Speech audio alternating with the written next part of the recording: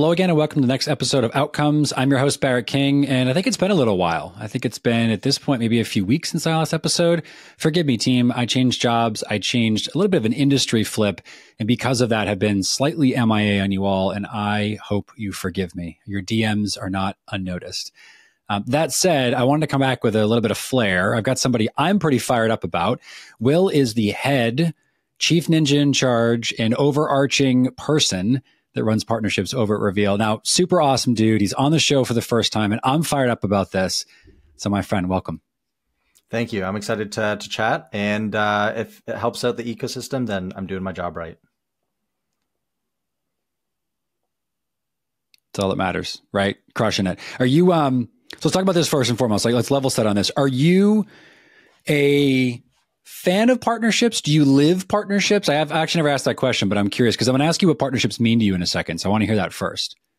I am a big fan of partnerships. So once I got exposure to the partner function in a business, I quickly realized, one, it's really awesome working with partners. You know, they're very motivated. The excitement is usually pretty high. And two, the impact on the business is pretty profound. And so for me, when I started thinking about planning my career, I figured, well, if this has a big impact on a business, then I can probably get paid a good amount of money for it. So I'm going to really lean into this and, you know, learn as much as I can, create as much content as I can. And so I'm a huge fan of partnerships, and I have a background in psychology. So I just love working with people. And I think partner people are natural connectors. And that's what life's all about, in my opinion. Oh, I liked the connector piece, humanizing it a little bit. So what does partnerships mean to you then in terms of, you talked about obviously impact, you talked about leverage and opportunity. I always think of this this expression that this guy I used to work for, he was a CRO, used to always say energy and exclamation points. And I think partnerships really embody that in many ways. But what does partnerships mean to you as a term? What does it mean at its core for you? I would say it means core value for clients is enhanced, because and the reason I'm specific to that and like the clients is because that's all a business should care about. And that's what partnerships should only care about as well. And so partnership specifically enhances that overall value for the client. And in this current business climate, there's so many technologies and services. And so navigating as, let's say, a small business owner or a business owner in general, it's hard to know what tech should I buy, who should I work with. And so if you can make that much more clear through partnerships to deliver that additional value, I think you're saving, and this might be grandiose, but you're saving the world time, and that's going to make, you know, humanity advance a lot faster, you know, at the end of the entire value chain. So it's efficient, and it focuses on value, and it enhances all of that value, which at the end of the day makes the world turn. So I love that we got to this like global perspective immediately. I'm going to put a cape on you with After Effects here and have you fly onto the screen. Look, there's something really interesting about, you know, thinking about the elevated impact that partnerships has, and then the scalability of it. When you think about that impact across multiple customers, segments, certainly regions and parts of the world, you know, jokes aside, right? I laugh and say this is about, you know, people elevating humanity, but I think in some ways it is, because at its core, like you're describing, partnerships should be about helping each other help the customer be better. And obviously, because of that and vicariously helping each other help one another, right? We're helping our own businesses to that extent, which help our careers. And that cascades down into our families, our lifestyles, and all the things that we do when we're not, you know, working and spending time with our colleagues. When you talk about and you think about, you know, partnerships at scale, right? One of the things I'm interested in understanding, we talked about this off camera before, is the idea of scalability and the idea of templatizing a lot of the work that you do and a lot of the formats that you go to market within. So that's obviously our topic today, folks that are listening. We're going to talk about how we can templatize and how we can mechanize a lot of these behaviors, you know, over the course of time across a variety of different elements of the business. So let's level set on that first then. Will, give us an idea how you think about templatizing, how you think about programmatizing a lot of the things that go into making partnerships successful. Yeah, so the biggest sticking point for a lot of partner people and partner programs is being spread too thin so quickly. And so efficiency is truly the name of the game. And so when I think of partnerships, I think of people enablement and company-wide enablement, which is already hard enough as it is. You know, if you come from a sales enablement background, that's tough to motivate sellers to listen to you when they have to be busy selling. And so if you're a partner person and you're doing that across product and marketing and success and sales, it's like, if you don't have things templatized and processized and really have something clear for yourself and your team, then you're going to be stuck doing that work because you're going to be held accountable for that number, and nobody else is going to care about making your number happen. Only you do. And so because you are across so many parts of the business, I firmly believe that templates and strict process is a necessary component of good partnerships, or else it ultimately won't move the needle and you'll be stuck, again, doing all the work. And so it is a foundational piece for partnerships, in my opinion. Yeah, I think there's something interesting about being intentional in terms of the ability to duplicate something, right? So it's a sort of a pioneering role, certainly lately in a lot of organizations. B2B SaaS is a little bit ahead of just general industry trend, but I do think, because I hear it quite a bit from folks that are on the show, and certainly folks that I talk to on LinkedIn, and just my own peers and friends in general. Partnerships is it's interesting. We say it's up and coming, right? We say it's growing. I think it's a newly adopted way to go to market. And because of that, there is a element of the work that we do that is, I think, in some ways experimental, and in other ways, certainly it's made to be valued across, other companies and such, right? So-and-so did this really well, therefore we should share with others. When you talk about templatizing, you think about doing that for yourself and your own experience. How do you start? Let's use a framework here, right? So where do you start in terms of whether it's building content, building a roadmap, building a framework that you operated in? I want to hear from your own experience, because obviously you work at, an important company in the industry right now. You work in a company that, maybe we should talk about Reveal too here, but how, you're bringing partner folks together. You're bringing the community closer to their customers. You're enabling this flow of information. I imagine a lot of your professional experience in the company you work at feeds into the framework that you use for developing templates and being able to systematize things. So feel free to go left or right. I'll kind of open the door for you and say, if you want to talk about Reveal and how that's helped you learn and certainly do some of that work, I'm glad to have you, plug it. It's a great platform. The other side of it obviously would be how you yourself as an individual in this space have grown and learned to start from something. So where does that kick off for you at the onset? Yeah, so I can blend the two together with a quick story. Great. And so Reveal helps you overlap your prospect list with your partner's customer list and vice versa.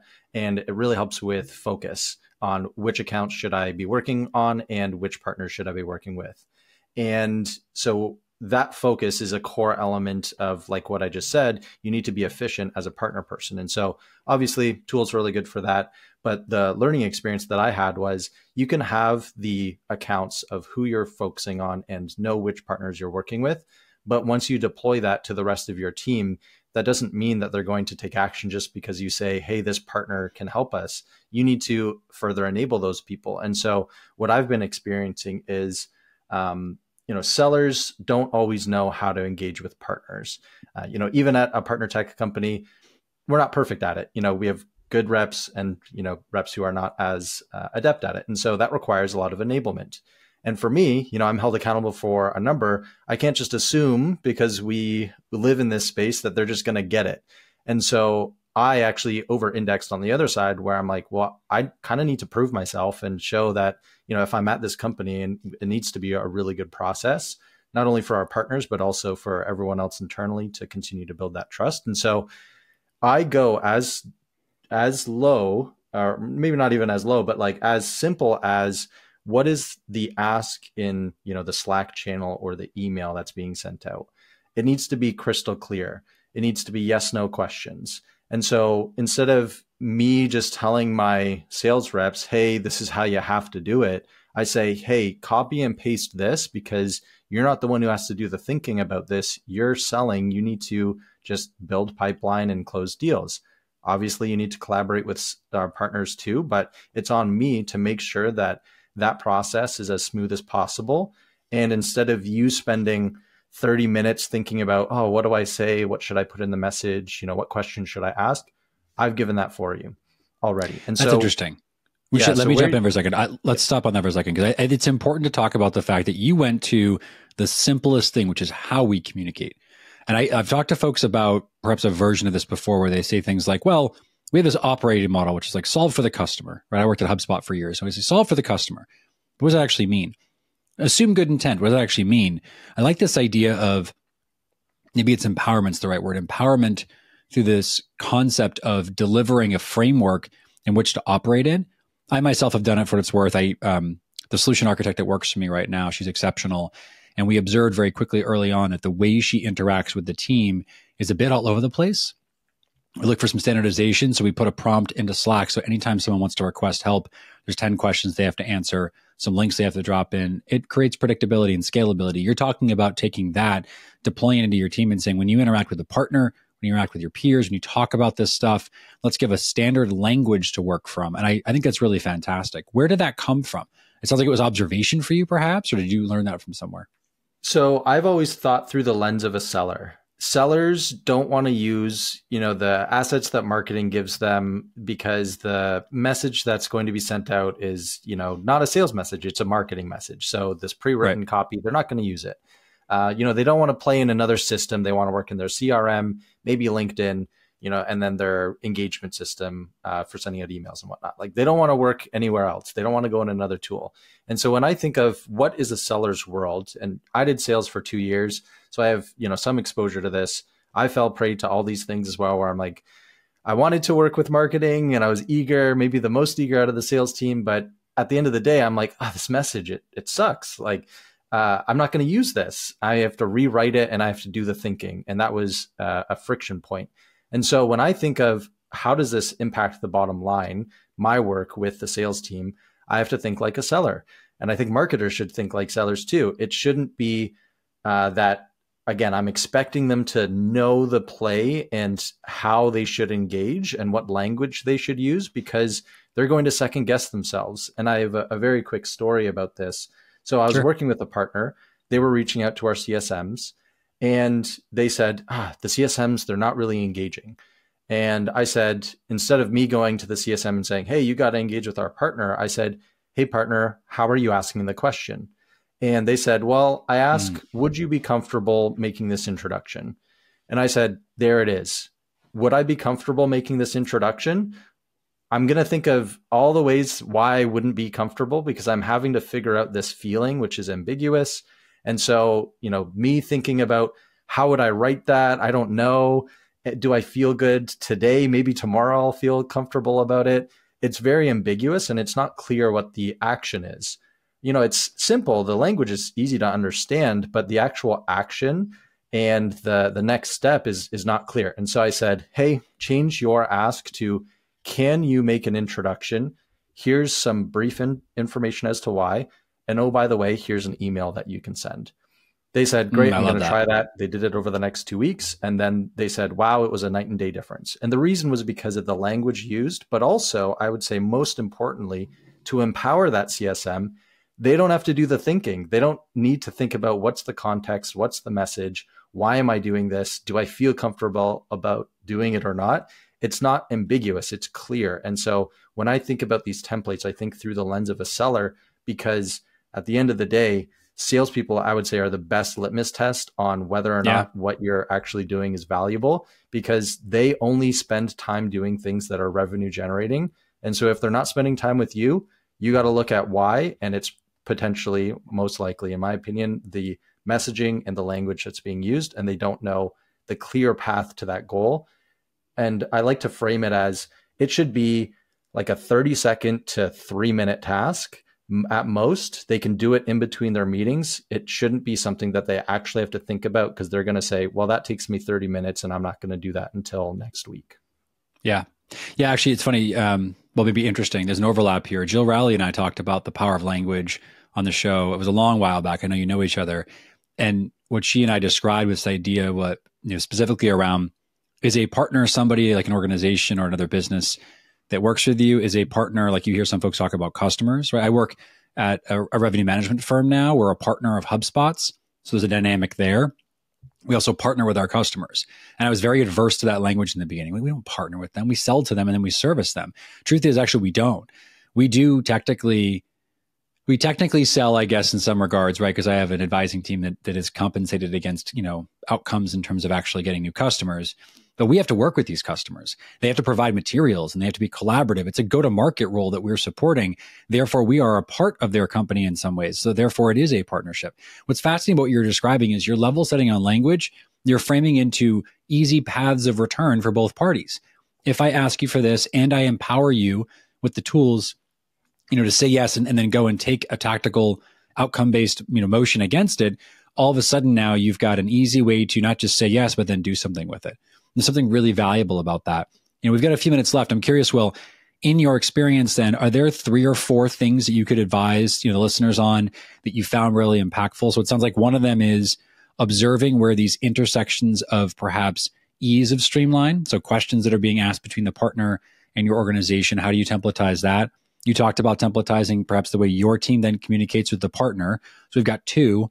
I love 3. So let's go and find one more. Do you have one more bit of feedback somebody could use in the way that they go and, build this templated communication style, whether that be a tool that you're using, perhaps if you're using like the CRM to do it, is it an email component of it, or using forms? Like, I'm curious, let's bring the technical part of this at the end to wrap it up. What are you using to then do this work itself in the systems architecture you've got? Yeah, so definitely keep a log, like one central base of all this information and where those templates are. Google Spreadsheet is a really good place, or a Notion if you like working out of that. I use Google Sheets, honestly, and I just have my tabs for specific functions. And then I have it categorized based on what is it actually achieving, and then what is the content. And so like tactically create that database for yourself. I haven't adopted it yet. I know there are macros that I think it's like native in either Slack or on Macs, where you can actually create a macro for yourself where you just push, 3 buttons and then boom, there's the, 50-word message. Yeah. Definitely try and create something like that if you're, savvy enough, but otherwise just create a bank for yourself. And the last thing in terms of like the most tactical thing is write the content for them. Use bullets, use TLDRs, don't make it this essay. Think through the lens of, there's a really good tool that actually helps to enable this. It's for email specifically. No affiliation with them, but lavender.ai, their tool is, pretty good at really shortening down messages. And that's the thought process I take, is it should be 1 sentence per line. And then if I'm doing multiple lines, give it bullets, make your questions yes, no, and make sure there's a clear CTA on like what the next action is. That is going to drive so much more action with sellers and partners. And so if you have a bank of these, then you can easily deploy them to, again, your sellers, your partners in whatever medium you're working within, Slack, email, etc. And when you create that content for them, I can tell you, like, I have so many examples from, hey, you know this person, send this email to them. The people do it. They copy and paste it because they don't have to do any thinking. Or, hey, here's this social post. Can you go post it? Like this is what people want. Like they want to make money and they want, easy content. They want to do less thinking. So yeah, I got a bit passionate there, but I hope that those tactical I love it. Pieces of have the database, use macros if you can, and use a framework that is very, very simple and I'll pause there. Listen, I'm here for it. No, I love the passion, love the excitement on it. For me, I liken that back to, I worked for a tech company at one point, used to call it lazy tweets and lazy posts. And marketing would put out these like pieces of content to the sales team and just say like, look, we like this, it works. Here's your hashtags, here's the copy, just copy paste. And you could see that this engine worked really well to scale up messaging when they release a new product or a new update or whatever it was. It was great. You apply that to partnerships and it gets really sexy, really cool, really quick. So I love your passion, man. Look, if folks want to, reach out and get in touch, it's been a great conversation. I'm sure people will want to engage. How do they find you? Where do they reach out? I'm very active on LinkedIn. I create a lot of content. Will Taylor on LinkedIn. And if you want to email me, always happy to have a chat. I give my time up for free. I love helping the ecosystem. WTAYLOR@reveal.co. You can reach me there as well if you can't find me on LinkedIn. Will Taylor's an actual, actually, it's pretty popular of a name. So you might not be able to find me, but if you're connected to Barrett, then you'll be able to find me through there. That's the best path to do it. I love how bold you are putting your email on a recording that goes to the internet. So everyone be nice with that email address. Will, thank you for hanging out, man. I really like this conversation, tactical, effective, and appreciative. Folks, if you don't know Reveal, I'm not affiliated with them, but go check it out. Super awesome product. I've used it a bunch. Really impressive way to bring your ecosystem together, to share, and to help each other grow better. And as always, I'm your host, Barrett King. Thank you for listening to another episode of Outcomes. Until next time, and it won't be so long until the next time. Be well, take care, continue partnering. Cheers.